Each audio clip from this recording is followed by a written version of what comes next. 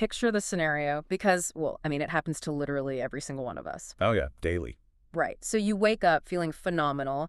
You've had your coffee. You're, completely centered. The morning is just flowing perfectly. You walk into your office, or honestly, maybe just into your kitchen, radiating this great energy. Best feeling in the world. It is.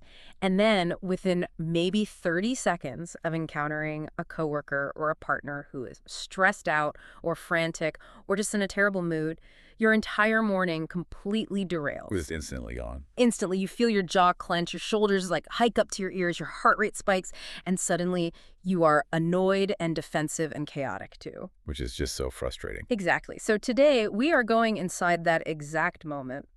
Welcome to the deep dive. We are exploring a really fascinating psychological and relational framework today. It's a text called The Sovereignty of Embodied Presence. That's a great title. It really is. And our mission for this deep dive is to explore a genuinely radical approach to how we navigate other people's chaos. We're going to break down, why we instinctively absorb the negative moods of the people around us.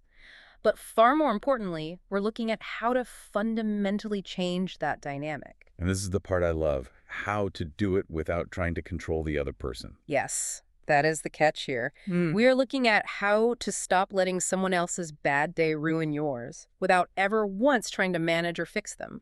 We're exploring how your internal biological state might actually be the single most powerful leverage point you have in any room. Yeah, and it's a concept that completely flips our standard approach to relationships upside down. I mean, most of us are conditioned to view interpersonal dynamics like a physics equation. Right, like action and reaction. Exactly. Every action demands an equal and opposite reaction. If someone pushes, we pull.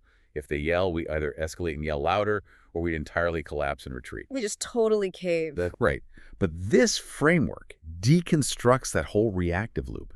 It challenges us to look really closely at the invisible architecture of how human beings influence one another's nervous systems. So what we're unpacking today is a method of relating that is simultaneously incredibly demanding, yet, honestly, profoundly liberating, because it places all the power right back in your own hands. Okay, let's unpack this. Let's start with the foundational principle of this whole framework, which hits like a ton of bricks right out of the gate. The core instruction in the text is simply be how you want them to be. Which sounds so simple. It does. On the surface, that sounds like a bumper sticker, right? Just, be the change. But the framework is hyper-specific that this is not a manipulation tactic. This is not some covert demand you are placing on the other person. And that distinction is just paramount here. This isn't a strategy you deploy to, trick someone into behaving better. It has no enforcement mechanism attached to it at all. The text defines this as an act of internal sovereignty, meaning you aren't modeling good behavior while secretly, tapping your foot, waiting for your partner or your boss to notice how evolved you're being so they'll copy you. Because that would just be manipulation. Exactly. It's just covert management.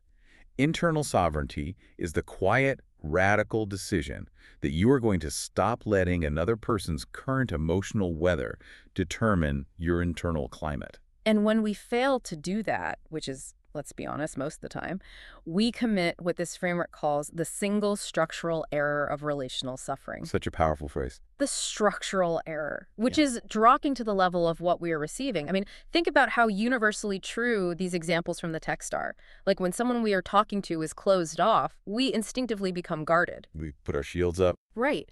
When they are withholding information or affection, we become strategic and calculating. When they are chaotic, we become reactive. We basically just mirror the womb that is in front of us instead of anchoring ourselves to the quality we actually want to exist in the room. It's a really brilliant articulation of our default biological programming. Because when you match the frequency of what is missing in a room, so let's say there's an absence of calm or a lack of vulnerability, you are actively ensuring that the dynamic can never shift. You're just feeding it. Yeah, you both get locked into this self-perpetuating cycle of mutual defensiveness. And then, inevitably, both parties sit around later feeling super frustrated and confused about why the conversation totally stalled out. It makes me think of acoustics. Like in music, there's this phenomenon called sympathetic resonance. Oh, like with tuning forks. Exactly. If you have two tuning forks in a room and you strike one so it rings at a specific frequency, the second tuning fork will physically start vibrating at that exact same frequency without anyone ever touching it. That's wild. It is. And it feels like emotionally we walk through life acting as tuning forks. The second we encounter someone who is vibrating with anxiety or hostility, our internal strings just sympathetically resonate right along with them. Like we're just thermometers blindly reflecting the temperature of the room. Instead of being the thermostat. Exactly, instead of being the thermostat that actually sets the temperature. But what this concept is asking us to do is to be the acoustic dampener in the room, to be the material that absorbs the chaotic sound wave, stops the reverberation, and fundamentally changes the acoustics of the space. Which is hard. So hard. Biologically, why is that so difficult? Why is sympathetic resonance our absolute default setting? Well, if we connect this to the bigger picture, Hmm. the biology of it comes straight down to evolutionary survival and threat detection. I mean, we are wired to survive in groups, which means our nervous systems are constantly scanning our environment for danger. So when you walk into a room and encounter someone who is chaotic or angry or even just totally closed off, your amygdala interprets that subtle social cue as a literal threat to your physical safety. Like a predator is in the room. Exactly. And the fastest, most primitive way for your body to protect you is to armor up. We match the hostility to fight back, or we strategically withdraw to go hide. The tragedy of that biological reflex, though, is that we end up abandoning our own center. We forfeit our preferred state of being just to manage the perceived threat of this other person. Which brings up an incredibly practical dilemma, because if sympathetic resonance is the problem and mirroring their negative energy is the structural error, then the most obvious solution seems to be just faking it. Right. Faking it. Like if my roommate is stomping around the apartment aggressively sighing about the dishes, Yeah. and my instinct is to stomp back, I might think, okay, I'll just artificially project calm. I know exactly where this is going. Right. I'll walk into the kitchen, paste this completely serene, borderline sociopathic smile on my face, and very slowly, very politely ask, would it be helpful if I loaded the bowls on the bottom rack? And how does that usually go? Oh, it's a disaster. I am technically doing everything right, but 9 times out of 10, that makes the other person want to bite my head off even more. Why does faking the positive state backfire so spectacularly? Because the human nervous system is far smarter than our conscious vocabulary. The framework actually provides a really sharp critique of this exact behavior. It warns heavily against performance. Performance, yeah. When your bike the text calls pointedly generous or pointedly patient, you aren't actually embodying patience. You are deploying patience as a weapon. Wow. Deploying it as a weapon. Right, and it's perceived by the other person as an intense form of pressure. It feels like management. Because the implicit critique is just so loud. My slow, overly calm voice is basically screaming, look at how unreasonable and crazy you are acting compared to how evolved and completely calm I am. That's the exact mechanism. The unspoken critique is so much louder than the words you are saying, and people instantly detect that incongruence. They feel managed, they feel judged, and so what do? They close themselves off even further to protect themselves from your fake calm. But let's dig into the mechanics of that detection for a second, because if I am, perfectly modulating my tone of voice, if my facial expressions are totally neutral, how does the other person actually know the difference? They know because true embodiment operates without an audience. What do you mean? Well, when you are genuinely settled, spacious, and centered, you aren't doing it to send a message to the angry person. You're doing it because it is the only way you are willing to inhabit your own body at that moment. The framework makes this really profound observation here. The difference between performing calm and actually embodying calm is completely imperceptible from the outside, but it is unmistakable on the inside. I love that line. Imperceptible from the outside, unmistakable on the inside. And the person across from you feels that internal reality through this biological process called neuroception. Neuroception. Yeah, it's your nervous system's subconscious ability to detect safety or danger in another person's physiological state. Yeah. We're constantly reading microexpressions. We process these minute shifts in vocal prosody, like the rhythm and pitch of a voice. We even detect subtle changes in pupil dilation and breathing patterns. So you can't fake it. You really can't.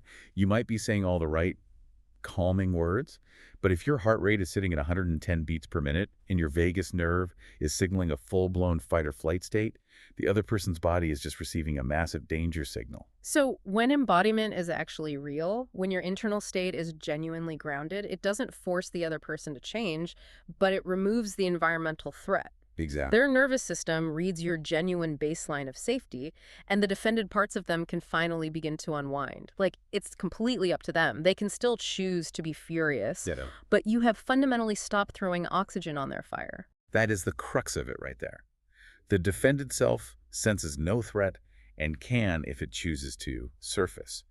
You haven't magically controlled them, but you have fundamentally altered the conditions of the environment. But, okay, here's where it gets really interesting. Because if we are ruling out faking it, and we are completely abandoning the goal of explicitly trying to manage the other person, how does our genuine internal state actually exert influence? How are two human beings transmitting this data to each other if we aren't actively doing anything? To understand that, we have to contrast two very different models of human influence. Okay. The first is what we can call the standard model. This is explicit influence. It is literally everything we are taught in corporate communication seminars and, honestly, most couples therapy. Sure. You make a rational argument. You state a boundary. You offer a logical example. You attempt to change what someone else thinks or does by transferring content from your brain to theirs. Right, like explicitly saying, I need you to lower your voice because we are trying to have a productive conversation here. Which almost never works when someone is highly dysregulated. Never. So the alternative is the transmission model. This operates not through content, but through a shared biological field. The influence comes from the quality of the presence in which the interaction occurs, entirely separate from the words that are actually being spoken. There is a highly tangible example of this in the source material that just clarifies the whole concept for me. Think about a severely dysregulated, crying toddler. Yes, the toddler example is perfect. Right. If you hand that screaming toddler to a genuinely regulated, calm adult, the child often just begins to settle down. The adult didn't give the toddler a PowerPoint presentation on emotional regulation techniques, right? Oh, no logic required. The child begins to co-regulate simply through proximity. The adult's grounded nervous system creates this stable field, and the child's chaotic nervous system just naturally syncs up to it. And that isn't just poetic metaphor. It is hard biological science. We have mirror neurons in our brains designed to fire when we observe an action or emotion in someone else, literally simulating their state in our own bodies. Wow. Beyond that, researchers studying heart rate variability have found that when two people are in close proximity and one is deeply grounded, their heart rhythms can actually begin to synchronize. That is amazing. It is. The autonomic nervous systems are in this constant, invisible dialogue. This biological transmission of a state of being is the exact mechanism that underpins all genuine therapy, all effective mentorship, and really any relationship that fundamentally changes us for the better. That biological synchronization makes total sense, but it brings up a really crucial tension for the listener, I think, because if I'm walking into a boardroom where a colleague is aggressively trying to undermine me, or I'm dealing with a family member who is actively being, emotionally abusive, maintaining a spacious field of calm sounds dangerously close to being a doormat. Yeah, people ask that a lot. Does this mean I'm supposed to just sit there radiating a Zen aura while someone verbally attacks me and say absolutely nothing? That is a very, very common misinterpretation, but it misses the mark entirely. Embodiment is absolutely not passivity. You still have to set boundaries. You still have to advocate for yourself, disagree, and sometimes explicitly tell someone their behavior is unacceptable and literally leave the room. Right, okay. The principle is about the energetic posture behind those actions. The transmission model asks you to decide in advance of the interaction what physiological state you're willing to operate from. So it's the difference between screaming, "You can't talk to me like that," Right. from a place of frantic, triggered chaos, Right. versus looking them dead in the eye and saying, I am not going to continue this conversation while you are speaking to me this way, from a place of unshakable, grounded clarity. Precisely. You are becoming the field consciously. Your boundary is actually infinitely stronger when it isn't dripping with reactive venom. The other person can't dismiss you as being hysterical or too sensitive because your nervous system is projecting absolute impenetrable stability. I see the power in that. I really do. But maintaining that grounded clarity while someone is actively trying to push your buttons, that requires an enormous amount of energy. What is the actual cost of operating this way in the real world? The cost is rigorous, full-time internal vigilance. The concept of full contact is really vital here, because when things get heated, our secondary instinct, if we don't fight back, is to simply check out. Yeah, we just disconnect. Exactly. We Mm. dissociate. We use the gray rock method. We build this impenetrable psychological wall so the other person's anger literally can't touch us. Which feels like safety in the moment, you know? Like, fine, I just won't care. You can't hurt me if I feel absolutely nothing. It feels like safety, sure, but detachment is just another form of being closed off. It's a defensive posture dictated by the other person's attack. Right. True embodied presence requires you to remain completely porous and present. You have to stay in full contact with the interaction, actually feeling the intense pull of their anxiety or their anger, and choosing in the exact millisecond of contact Yeah. not to let it reorganize your internal architecture. Wow, not to be reorganized by it. That is Yeah, a staggering level of emotional endurance. And let's be entirely realistic here for a second. We are going to fail at this constantly. absolutely. You can do all the prep work, do your deep breathing in the car, walk into the family Thanksgiving dinner completely intent on holding your center. And then your uncle makes one highly specific passive-aggressive comment about your career, and boom, It's over. you are instantly relocated out of your center. You get defensive. The argument derails. You completely blow it. My concern is that a framework with such a high bar just becomes a shiny new stick for high achievers to beat themselves up with. Yeah. Like, great, I lost my internal sovereignty today. I am a total failure. What's fascinating here is how the text anticipates exactly this. It warns that this practice is incredibly easy to weaponize against yourself. So it knows we're going to do that. Yes. If you view losing your temper or getting defensive as a failure, you are turning a fluid biological process into a rigid moral test. So how do we reframe those inevitable moments when sympathetic resonance wins and we just snap? We have to view those moments purely as data. When another person's hostility successfully relocates you out of your center, they have just shown you the exact edge of your current emotional capacity. Those moments are an honest map of where your psychological triggers still live. It isn't a failure. It is diagnostic information. An honest map. I love that. There's a brilliant distillation of this idea in the text that simply says, the noticing itself is the return. Yes. Beautiful line. Just the split-second act of realizing, wow, I am totally dysregulated right now. I just let their panic become my panic. That very realization is your consciousness returning to the driver's seat. The goal isn't to achieve some mythological standard of permanent Zen perfection. The goal is simply to decrease the amount of time it takes to notice you've been pulled off axis. And that makes the entire endeavor sustainable. You shift the mandate from, I must be perfectly regulated at all times to I will actively practice noticing when I lose my center, and I will gently, without judgment, bring myself back.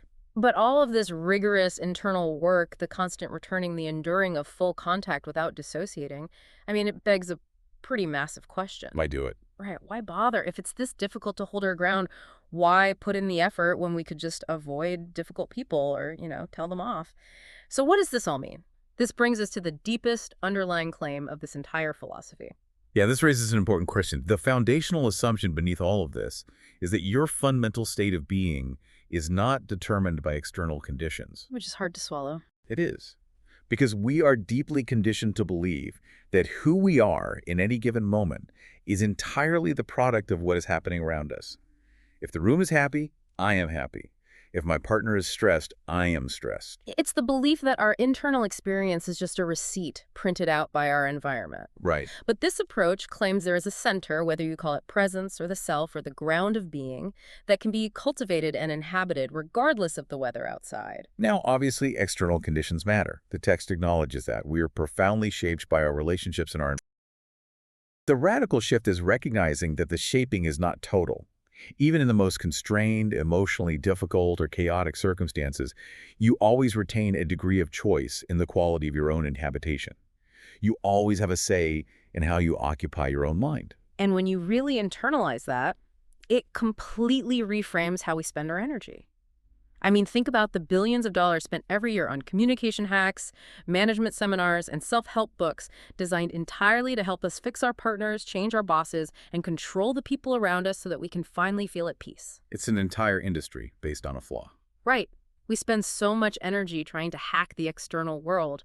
We exhaust ourselves pulling all these external levers, desperately trying to manage everyone else's frequency because we falsely believe our internal stability depends on their good behavior. It is the ultimate illusion of control. Releasing the need to manage the other person's state is not surrendering. It is the ultimate empowerment. Taking absolute responsibility for your own biological and emotional state is not a burden. It is the actual physical location of your freedom. Because no one else can touch it. No matter how loud they yell or how passive-aggressive they get, they cannot access the control panel of your nervous system unless you explicitly hand them the keys. The reality is, you cannot reliably force a single human being on Earth to be more open, more honest, or more reasonable. You just can't. The transmission model proves that you can only become those things yourself, as fiercely and genuinely as you possibly can. And when you do that, you fundamentally change what is possible in every room you walk into. You alter the biological field. You stop being the tuning fork that rattles with everyone else's anxiety, and you become the dampener that literally reshapes the acoustics of the space. Exactly. It is a complete paradigm shift. Going into a tense meeting or a difficult family dynamic, you don't need to arm yourself with defensive arguments. You just need to anchor yourself to the exact quality you want to exist in that space. You bring the weather with you. I love that. You bring the weather. To quickly trace the arc of what we've unpacked today, we started by identifying the universal structural error of mirroring the wounds of the people around us. We broke down the biology of why faking a positive mood completely backfires as others subconsciously detect that implicit critique through neuroception. We explored the transmission model, revealing how genuine embodied presence literally co-regulates the nervous systems of the people near us. We acknowledge that maintaining this full contact is incredibly taxing, but that our inevitable failures are simply honest maps guiding our growth. Just data. Exactly. And ultimately, we arrived at the realization that trying to hack the external world is just a massive waste of energy. Your internal state is the absolute location of your freedom and the only true leverage point you actually possess. It leaves us with a totally different lens for viewing the friction in our daily lives. And I want to leave you with a final thought to mull over. Okay, let's hear it. If true freedom is actually found in the practice of choosing your internal state, despite the external chaos, it entirely reframes our interpersonal struggles. It suggests that the most difficult, chaotic, and frustrating people you encounter aren't actually obstacles to your peace. They are, in fact, your most essential practice grounds for personal liberation. Oh, wow. So the passive-aggressive roommate or the micromanaging boss isn't the roadblock. They are the exact dojo where you build your internal sovereignty. That is an incredibly powerful thought to carry forward. We hope you take this framework into your next difficult conversation. Stop vibrating at the frequency of the room and start changing the acoustics. Thank you so much for exploring this with us. We will catch you on the next deep dive.